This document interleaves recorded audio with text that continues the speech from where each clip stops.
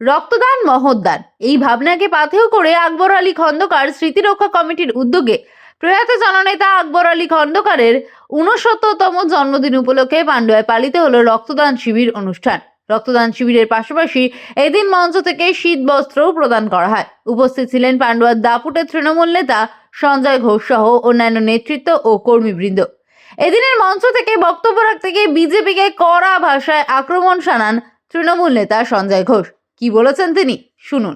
এই মঞ্চ থেকে বলে যাই, যতই মোদী, যতই অমিত আর যতই পরিযায়ী শ্রমিক আসুক, মমতা বন্দ্যোপাধ্যায় এবং অভিষেক বন্দ্যোপাধ্যায়ের নেতৃত্বে বাংলায় এবার 260-এর উপরে সিট নিয়ে চতুর্থবারের মুখ্যমন্ত্রী হবে মমতা বন্দ্যোপাধ্যায়। এটা আপনাদের কাছে বলে যাই, যতই ধমকানি, যতই চমকানি, যতই ইডি, যতই সিবিআই যতই করুক, বাংলায় কিন্তু মমতা থাকবে, মমতা থাকবে।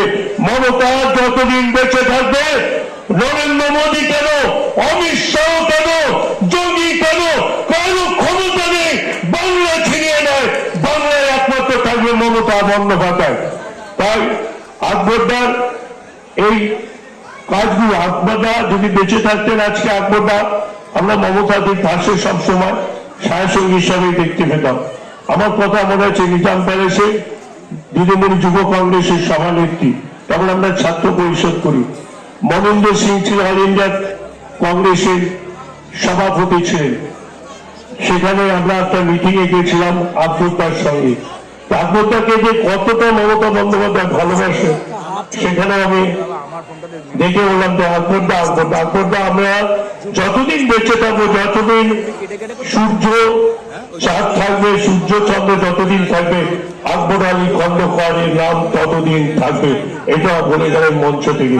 আমাদের ভিখারি পাঠশালায় মা রয়েছেন, যে ভিখারি পাঠশালায় যে আন্দোলন, তার অন্যতম ভূমিকা ছিলেন আমাদের প্রয়াত জননেতা আকবর আলী খন্দকার। আজকে এই মঞ্চ থেকে আমি আকবর আলী খন্দকারের আমাদের প্রয়াত জননেতার পরিবারকে এবং তার পরিবারকে আমরা সমবেদনা জানাচ্ছি এবং সবাই ভালো থাকুন। আজকে যে সুন্দর রক্তদান শিবির হচ্ছে, আর সবাইকে আমার আরেকবার শুভ নববর্ষের প্রীতি শুভেচ্ছা এবং ভালোবাসা, সালাম, নমস্কার জানিয়ে আমি আমার বক্তব্য শেষ করছি। জয় হিন্দ, বন্দে মাতরম। তৃণমূল কংগ্রেস জিন্দাবাদ, মমতা বন্দ্যোপাধ্যায় জিন্দাবাদ, অভিষেক বন্দ্যোপাধ্যায় জিন্দাবাদ, আকবর আলী খন্দকার অমর রায়।